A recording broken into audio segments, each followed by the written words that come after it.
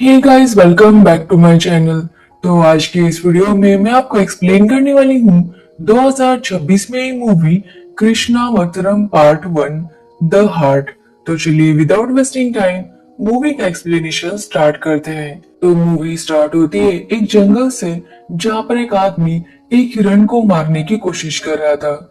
But जब वो तीर चलाता है तो वो तीर जाकर लगता है श्री कृष्ण को, और ये देखकर वो आदमी श्री कृष्ण से माफी मांगने लगता है। बट यहाँ पर कृष्ण उसे कहते हैं कि जो भी जन्म लेता है उसकी मृत्यु अटल है, और यही सृष्टि का नियम है। जिसके बाद वो उस आदमी से बांसुरी मांगते हैं और बांसुरी बजाने लगते हैं, क्योंकि उन्होंने किसी से वादा किया था कि धरती छोड़कर जाने से पहले वो आखिरी बार बांसुरी जरूर बजाएंगे। जिसके बाद वो बांसुरी बजाने लगते हैं। जिसके बाद कहानी प्रेजेंट में आती है 2026 में, जहाँ पर हम एक लड़के को देखते हैं जो कि एक मंदिर में आया था, जहाँ गुरुजी उन्हें बता रहे थे कि भगवान इस मंदिर में इस दिन आया करते हैं। अब ये सुनकर वो लड़का कहता है कि वो इन सब बातों पर बिलीव नहीं करता। हालांकि वो मानता है कि श्री कृष्ण है, बट वो आज भी इस दुनिया में आते रहते हैं, इस बात पर उसे भरोसा नहीं था। अब ये सुनने के बाद गुरुजी उसे श्री कृष्ण की कहानी सुनाने लगते हैं। जिसके बाद हम देखते हैं द्वारका नगरी को, जहाँ पर आज रथ की रेस होने वाली थी, जिसमें कृष्ण भी पार्टिसिपेट करने वाले थे। अब यहाँ पर हम सत्यजित को देखते हैं, जो कि द्वारका के रॉयल ट्रेजर थे, यानी कि खजांची। और वो श्री कृष्ण को बिल्कुल भी पसंद नहीं करते थे। उन्हें लगता है कि कृष्ण को सब लोग ज्यादा ही इम्पोर्टेंस देते हैं। अब कृष्ण भी इस बात को जानते थे कि सत्यजित उन्हें पसंद नहीं करते। जिसके बाद अब रथ की रेस होने वाली थी, जहाँ पर सत्यजित का जो सारथी था वो सो रहा था, और ये देखकर सत्यजित काफी गुस्सा हो जाता है और उसे मार देता है। जिसके बाद रथ की रेस शुरू हो जाती है, जहाँ पर कृष्ण देखते हैं कि सत्यजित की सारथी कोई लड़की है, और उसका पहिया एक जगह पर अटक जाता है और कृष्ण उसकी मदद करते हैं, जिसकी वजह से सत्यजित जीत जाता है। वो बहुत ज्यादा खुश था। वो यहाँ पर सबको बताने लगता है कि कैसे उसके सारथी ने कृष्ण को हरा दिया। जो सुनकर कृष्ण उससे कहते हैं कि जीता सत्यजित नहीं, बल्कि उनका सारथी है। ये बोलकर कृष्ण अपनी एक माला उस सारथी को दे देते हैं और वहां से चले जाते हैं। जिसके बाद सत्यजित उस सारथी के पास जाता है, जो कि कोई और नहीं बल्कि उसकी बेटी भामा थी। सत्यजित भामा पर बहुत ज्यादा खुश था, क्योंकि उसने कृष्ण को हराया था। यहाँ पर भामा अपने पापा से कहती है कि वो किसी को भी ये ना बताए कि सारथी वही थी। जिसके बाद उसके पापा काफी खुश थे और वो भामा की बात मान जाते हैं। अब यहाँ पर हमें पता चलता है कि सत्यजित की तो कृष्ण के साथ बिल्कुल भी नहीं बनती थी, बट भामा मन ही मन में कृष्ण से प्यार करने लगी थी और चाहती थी कि वो उनकी वाइफ बने। अब ये बात जब वो अपनी आंटी को बताती है, तो उसकी आंटी उसे यही कहती है कि भामा को अपनी दिल की बात कृष्ण को बतानी होगी। जिसके बाद हम देखते हैं कि भामा कृष्ण की बहन सुभद्रा से मिलने जाती है। दोनों काफी अच्छी दोस्त थी। अब यहाँ पर सुभद्रा उस सारथी के ऊपर गुस्सा थी जिसने कृष्ण को हराया था। अब ये जानकर भामा उससे पूछती है कि आखिर सुभद्रा को प्रॉब्लम क्या है उस सारथी से। तो सुभद्रा कहती है कि उसके भाई को कोई नहीं हरा सकता, उसके भाई बस उन्हीं से हारते हैं जिनसे वो प्यार करते हैं। जो सुनकर भामा को काफी अच्छा लगता है, क्योंकि कृष्ण जानबूझकर हारे थे ताकि भामा जीत जाए। अब यहाँ पर भामा सुभद्रा से कृष्ण के बारे में पूछती है, तो सुभद्रा उसे बताती है कि कृष्ण बस अब तक राधा से ही हारे हैं। अब यहाँ पर वो कृष्ण और राधा की स्टोरी उसे बताने लगती है कि किस तरह वो दोनों एक दूसरे से प्यार करने लगे। एक्चुअली कुछ सालों पहले जब कृष्ण और उनकी फैमिली को मथुरा छोड़कर द्वारका शिफ्ट होना था, तो कुछ टाइम के लिए वो बरसाने में रुके थे राधा की फैमिली के साथ। अब राधा को जब कृष्ण के आने का पता चलता है, तो वो उनका इंतजार करने लगती है बिना किसी बात की चिंता किए, जिसकी वजह से वो पानी में गिर जाती है और कृष्ण उसे बचा लेते हैं। अब राधा मन ही मन में कृष्ण से प्यार करने लगी थी, बट वो उनके सामने ऐसे दिखाती कि वो उन्हें पसंद नहीं करती। बट कृष्ण इस बात को अच्छे से जानते थे कि राधा उनसे प्यार करती है।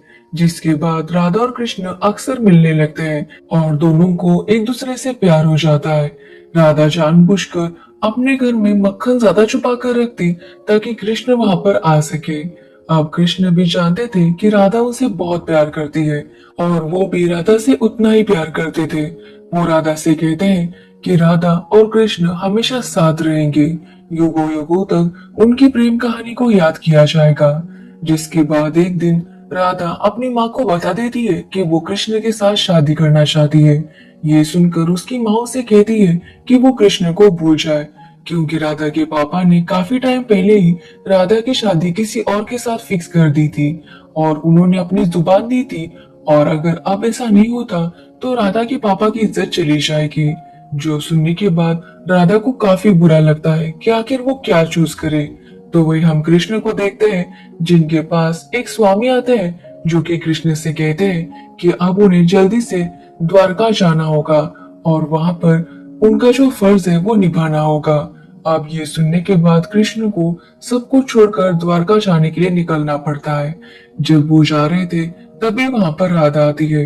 राधा कृष्ण से कहती है कि आखिर वो सब कुछ छोड़कर क्यों जा रहे हैं, उनके जाने के बाद वो कैसे जिएगी। बट कृष्ण उसे कहते हैं कि उन दोनों को ही अपने अपने फर्ज निभाने होंगे। और रही बात उनके प्यार की, तो आज के बाद कृष्ण का नाम बिना राधा के नाम के नहीं लिया जाएगा। पहले राधा का नाम लिया जाएगा और उसके बाद कृष्ण का। ये बोलकर वो उसे कहते हैं कि हमेशा लोग राधा कृष्ण को याद रखेंगे। ये बोलकर कृष्ण अपनी बांसुरी राधा को देते हैं और वहां से द्वारका चले आते हैं।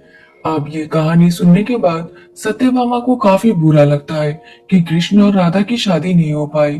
अब यहाँ पर सुभद्रा सत्यभामा से कहती है कि अगर वो कृष्ण को पसंद करती है तो उसे डर है कि कहीं उसकी कहानी भी राधा और कृष्ण की तरह अधूरी ना रह जाए। अब जब भामा सुभद्रा के साथ बातें कर रही थी तभी वहां पर कृष्ण आ जाते हैं और वो भामा को देखकर पहचान जाते हैं कि भामा ही वो सारथी थी। जो सुनने के बाद भामा को काफी अच्छा लगता है। वो पहली बार उसने कृष्ण से बात की थी और इस बात से वो बहुत ज्यादा खुश थी। उसे अब एहसास हो गया था कि वो कृष्ण के बिना नहीं रह सकती। अब ये सुनने के बाद उसकी चाची उसे यही कहती है कि भामा को जल्दी से अपने दिल की बात कृष्ण को बतानी होगी। जिसके बाद हम कृष्ण को देखते हैं जो कि द्रौपदी के स्वयंवर में जा रहे थे और ये देखकर उसे काफी बुरा लगता है। बट सुभद्रा उसे समझाती है कि कृष्ण वहां पर शादी करने के लिए नहीं जा रहे। अब ये सुनने के बाद भामा कृष्ण के वापस आने का इंतजार करने लगती है। अब ऐसे ही कुछ दिन बीत जाते हैं और एक दिन कृष्ण वापस आते हैं। अब ये बात जैसे ही भामा को पता चलती है वो बहुत अच्छे से तैयार होती है, क्योंकि आज वो कृष्ण को अपने दिल की बात बताने वाली थी और इसी वजह से वो उनके स्वागत में चली जाती है कि तभी वो देखती है कि कृष्ण तो वहां पर अपनी वाइफ रुक्मिणी के साथ आए थे। और ये देखकर भामा को काफी बुरा लगता है।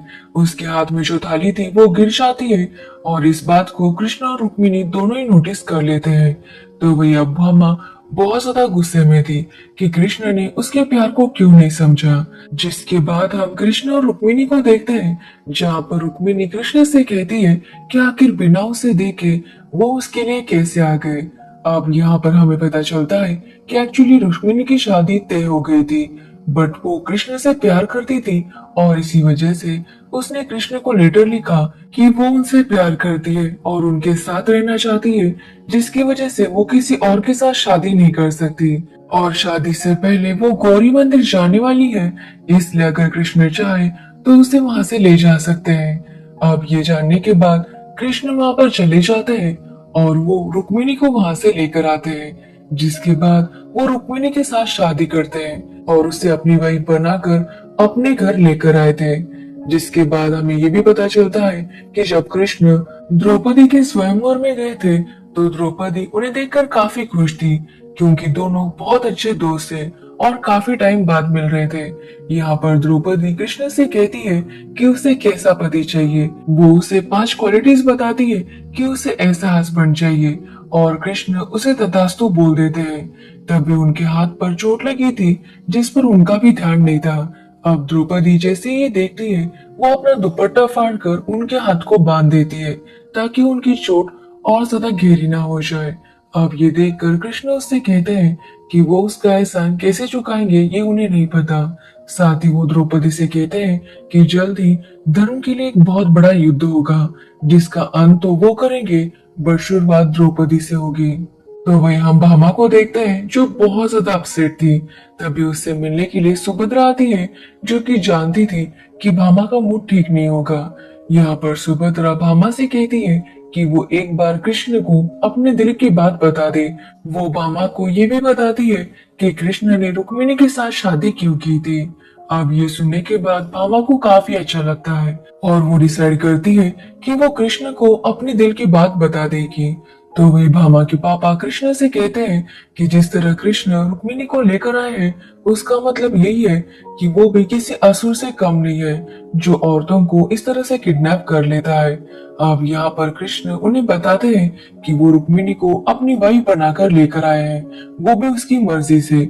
बिना उसकी मर्जी से उन्होंने कभी कुछ नहीं किया, और जो व्यक्ति औरतों का सम्मान नहीं कर सकता, उसे इंसान कहने का कोई अधिकार नहीं है। अब ये सुनने के बाद भामा के पिता चुप हो जाते हैं। तो वही कृष्ण भामा के पिता से कहते हैं कि पांडवों ने इंद्रप्रस्थ की स्थापना की है और उन्हें उनकी मदद करनी होगी, क्योंकि पांडवों की जो माँ है कुंती, वो कृष्ण की बुआ है और इस नाते वो उनकी मदद करना चाहते हैं।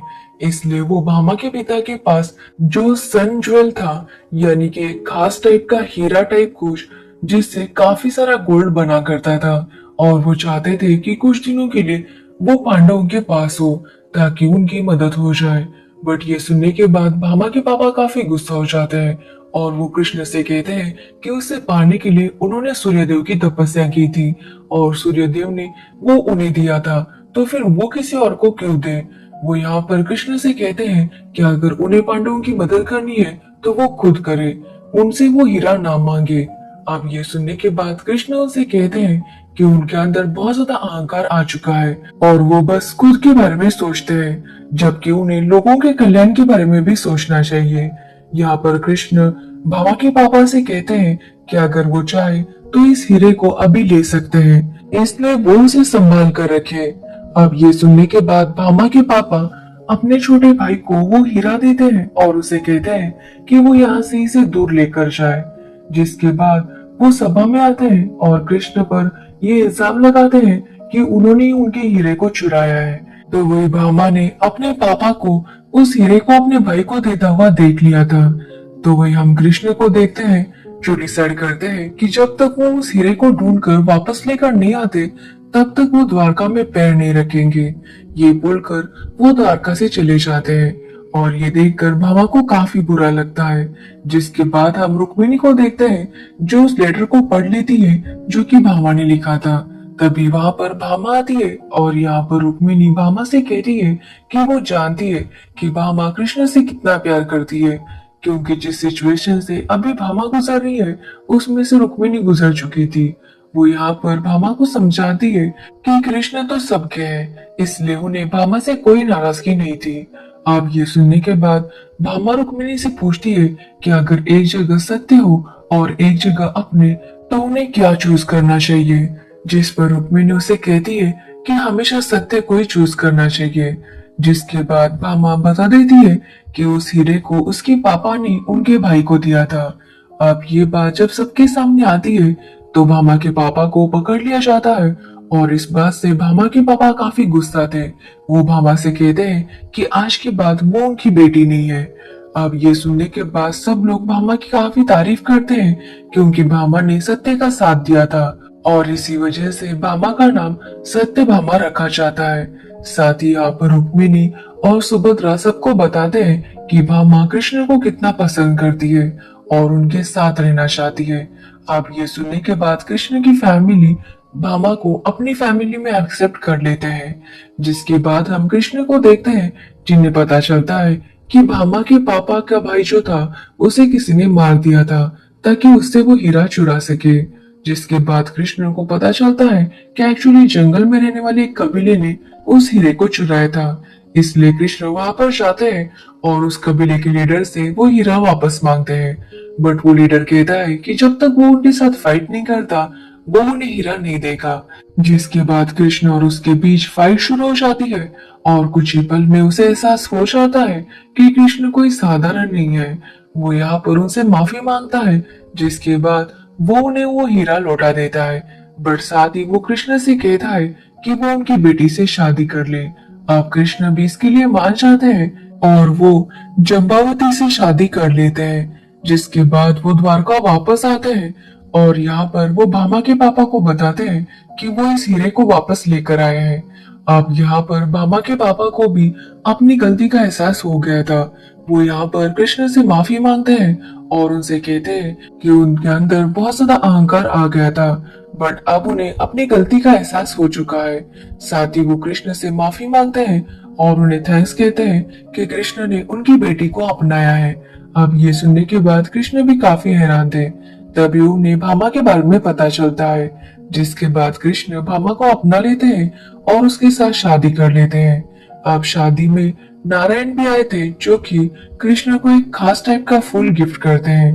अब कृष्ण उस गिफ्ट को लेकर रुक्मिणी को दे देते हैं और ये बात भामा को अच्छी नहीं लगती कि शादी उनकी हो रही थी तो फिर उस फूल को रुक्मिणी को क्यों दिया गया। जो सुनकर कृष्ण भामा से कहते हैं कि रुक्मिणी भी कृष्ण से उतना ही प्यार करती है जितना भामा करती है, बट फिर भी वो भामा के प्यार के लिए अपने पति को भामा के साथ बांटने के लिए तैयार हो गई। तो क्या भामा एक गिफ्ट को नहीं बांट सकती? जिस पर भामा का कहना था कि वो ऐसा नहीं चाहती कि वो किसी का हक छीने, बट वो ये भी नहीं चाहती कि उसका हक कोई और छीने। अब यहाँ पर कृष्ण उसे समझाने की कोशिश करते हैं, बट भामा काफी ज्यादा जलस फील कर रही थी। अब दूसरे दिन वो देखती है कि कृष्ण कुछ गिरे हुए फूलों को उठाकर वापस पेड़ पर लगा रहे थे और इस बात से वो काफी हैरान थी। वो जाकर रुक्मिणी से इस बारे में बात करती है तो रुक्मिणी कहती है कि कृष्ण ऐसा तभी करते हैं जब उन्हें राधा की याद आती है, क्योंकि वो फूल राधा को बहुत ज्यादा पसंद है। अब ये सुनने के बाद भामा डिसाइड करती है कि वो भी राधा की तरह उन्हीं फूलों से सजेगी। जिस पर रुक्मिणी उसे कहती है कि कृष्ण के पास राधा है, बट उनके पास भामा एक ही है, इसलिए सत्यभामा को भामा बनकर ही रहना होगा। लेकिन सत्यभामा चाहती थी कि वो राधा की जगह ले ले, मतलब कृष्ण के लिए सबसे ज्यादा इम्पोर्टेंट वही हो, और इसी वजह से वो नारायण के पास आती है और उनसे कहती है कि वो कोई ऐसा रास्ता बताए जिसके बाद कृष्ण बस भामा के ही बनकर रहेंगे। जो सुनकर नारायण उससे कहते हैं कि कृष्ण के वजन जितना सोना वो दान कर दे और उसके बाद कृष्ण बस उसके बनकर ही रहेंगे। अब ये सुनने के बाद भामा ऐसा ही करती है, बट वो जितनी भी ज्वेलरी डाल रही थी वो कम ही पड़ रही थी। ये देखकर रुक्मिणी समझ जाती है और वो एक पत्ते को लाकर उस वजन कांटे पर डाल देती है, जिसके बाद वो नीचे चला जाता है। अब ये देखकर भामा को एहसास हो जाता है कि वो अहंकार में सब कुछ कर रही थी और यहाँ पर वो समझ गई थी कि जितना प्यार वो कृष्ण से करती है बाकी लोग भी उतना ही उनसे प्यार करते हैं। तो वही हम नारायण को देखते हैं, जो कि कृष्ण को बताते हैं कि नरकासुर नाम के असुर ने 16,000 लड़कियों को किडनैप किया है और वो बहुत ज्यादा शक्तिशाली है। साथ ही उसे वरदान है कि उसे बस उसकी माँ ही मार सकती है और उसकी माँ की कब की डेथ हो चुकी है। अब ये सुनने के बाद कृष्ण कहते हैं कि जो भी इंसान जिंदा है उसकी मौत होना निश्चित है, ताकि वो फिर से पुनर्जन्म ले सके। इसलिए नरकासुर का भी अंत हो जाएगा। जिसके बाद सभी लोग जब गेम खेल रहे थे तो कृष्ण की वाइफ उनसे कहती है कि अगली बार वो भी उनके साथ आना चाहती है। अब ये सुनने के बाद कृष्ण उनसे कहते हैं कि इस गेम में जो भी जीतेगा वो उनके साथ जाएगा। अब ये सुनने के बाद सब लोग गेम खेलने लगते हैं, जिसमें भामा जीत जाती है, यानी कि अगले युद्ध पर वो कृष्ण के साथ जाने वाली थी। तो अभी कृष्ण को द्रौपदी की आवाज आती है, जहाँ पर वो उनसे हेल्प मांग रही थी। एक्चुअली द्रौपदी का वस्त्रहरण हो रहा था और वो उसी के लिए कृष्ण की मदद मांग रही थी। जिसके बाद कृष्ण अपनी शक्तियों से उसकी मदद कर देते हैं, बट उन्हें इससे काफी बुरा लगता है कि आखिर किसी औरत के साथ ऐसा कैसे हो सकता है, वो भी उन लोगों के सामने जो बहुत बड़े विद्वान हैं। उनके अंदर काफी सारा धर्म का नॉलेज है, फिर भी वो सभी लोग चुप थे। कृष्ण यहाँ पर अपने भाई से कहते हैं कि वो हमेशा कोशिश करते हैं कि सब कुछ प्यार से रहे, बट हर बार उन्हें हथियार उठाने के लिए मजबूर किया जाता है। जिसके बाद कृष्ण भामा के साथ नरकासुर का सामना करने के लिए चले जाते हैं। अब यहाँ पर नरकासुर बहुत ज्यादा ताकतवर था और यहाँ पर उनकी फाइट शुरू हो जाती है, जहाँ पर कृष्ण भामा को बताते हैं कि नरकासुर की मौत बस उसकी माँ के हाथों ही हो सकती है और नरकासुर की इस जन्म वाली माँ तो नहीं रही, बट अगले जन्म में उसकी माँ होगी भामा। अब ये सुनने के बाद भामा समझ जाती है, जिसके बाद वो नरकासुर को मार देती है और इस तरह से नरकासुर का अंत हो जाता है। यानी कि नरकासुर का पुनर्जन्म होगा और इस जन्म में उसकी माँ होगी भामा। तभी कृष्ण उन सारी लड़कियों को आजाद करवाते हैं जिन्हें नरकासुर ने कैद करके रखा था। अब वो लड़कियां आजाद होने के बाद भी खुश नहीं थी और इस बात से कृष्ण काफी हैरान थे। तो ये देखकर भामा उन्हें बताती है कि ये लोग एक असुर के यहाँ से वापस जाएंगे, तो अब इन्हें इनके घर वाले भी नहीं अपनाएंगे। इसलिए वो कृष्ण से कहती है कि वो उन्हें अपना ले। ये सुनकर कृष्ण काफी हैरान थे कि जो भामा सबसे जलस होती थी, आखिर वो ऐसा कैसे कह सकती है। तो भामा उनसे कहती है कि अब वो समझ चुकी है कि कृष्ण तो सबके है, जो भी उन्हें दिल से पुकारता है कृष्ण उन सबके पास आ ही जाते हैं। इसलिए वो कृष्ण से कहती है कि वो इन सबको अपना ले, ताकि इनसे जब उनके पति का नाम पूछा जाएगा तो ये कह सके कि द्वारकाधीश की पत्नियां हैं और इन्हें वो रिस्पेक्ट मिल सके। अब कृष्ण भी उसकी बात मान लेते हैं और सबसे शादी कर लेते हैं। जिसके बाद कुछ टाइम बीत जाता है और कृष्ण अपने भाई के पास जाते हैं, जहाँ पर वो उन्हें बताते हैं कि महाभारत का युद्ध खत्म हो गया। बट उसके बाद गांधारी ने उन्हें श्राप दिया कि उनकी द्वारका नगरी डूब जाएगी। अब कृष्ण जब अपने भाई को ये सब कुछ बता रहे थे कि उनके भाई ने तो देह दान कर दिया था। जिसके बाद कुछ टाइम ऐसे ही बीत जाता है और एक दिन हम भामा को देखते हैं, जो काफी टाइम से कृष्ण का इंतजार कर रही थी और आज बहुत टाइम बाद कृष्ण वापस आने वाले थे। लेकिन तभी भामा कहती है कि जब तक कृष्ण खुद उसके पास नहीं आते वो बाहर नहीं आती। ये बोलकर वो अपने दरवाजे को बंद कर देती है। जिसके बाद हम देखते हैं कि एक्चुअली कृष्ण को बाण लग चुका था। यानी कि जो सीन हमने मूवी के स्टार्ट में देखा था वही यहाँ पर दिखाया जाता है कि कृष्ण को बाण लग चुका है और इसके बारे में सबको पता चल जाता है कि कृष्ण अब जल्दी दुनिया छोड़ने वाले हैं। अब यहाँ पर सब लोग भामा को बाहर पुकार रहे थे, बट भामा बाहर आने से मना कर देती है। तभी उसे कृष्ण की आवाज आती है और वो उसे बाहर बुलाते हैं, जिस पर भामा कहती है कि उन्हें सबसे पहले उसे एक वचन देना होगा कि आज के बाद वो जहाँ भी जाएंगे उसे अपने साथ लेकर जाएंगे। जिस पर कृष्ण उसे तथास्तु कहते हैं और भामा बाहर आती है। तो उसे पता चलता है कि कृष्ण अब इस दुनिया में नहीं रहे। ये सुनने के बाद भामा काफी हैरान थी, क्योंकि अभी तो उसने कृष्ण के साथ बात की थी और उन्होंने उसे वचन भी दिया था। ये सुनने के बाद भामा तुरंत वहां से भागने लगती है। तो वही हम देखते हैं कि समुद्र में लहरें काफी ज्यादा बढ़ चुकी थी। ऐसा लग रहा था कि सुनामी आने वाली है। तो वही कृष्ण ने यहाँ पर एक मैसेज भेज दिया था कि जितना हो सके उतने लोगों को वो निकाल कर हस्तिनापुर भेज दें, जिसकी वजह से कुछ लोगों को हस्तिनापुर भेजा जा रहा था, क्योंकि द्वारका नगरी अब डूबने वाली थी और कृष्ण चाहकर भी उसे रोक नहीं सकते थे। जिसके बाद पानी हर तरफ भर जाता है और पूरी द्वारका नगरी डूब जाती है। इसके बाद कहानी प्रेजेंट में आती है, जहाँ पर गुरुजी उस लड़के से कह रहे थे कि भगवान हमेशा अलग अलग रूप में इस संसार में आते रहेंगे। जिसके बाद उस लड़की को किसी की आवाज आती है। वो बाहर जाकर जब गेट ओपन करता है तो वहां पर गुरुजी थे। गुरुजी उससे कहते हैं कि उन्हें आने में देर हो गई। ये सुनकर वो लड़का काफी हैरान था, क्योंकि इतने टाइम से तो वो गुरुजी के साथ बातें कर रहा था, तो वो कौन थे। और यहाँ पर उसे एहसास हो जाता है कि भगवान को जब याद किया जाता है तो भगवान अलग अलग रूप में अपने भक्तों से मिलने आते ही है। और इसी के साथ ये मूवी एंड हो जाती है। तो ये थी कृष्णवर्धन मूवी की स्टोरी। अगर आपको इस मूवी की स्टोरी और मेरा एक्सप्लेनेशन पसंद आया हो तो वीडियो को लाइक कमेंट शेयर जरूर करना और मेरे चैनल को सब्सक्राइब करना बिल्कुल मत भूलना। Thanks for watching video.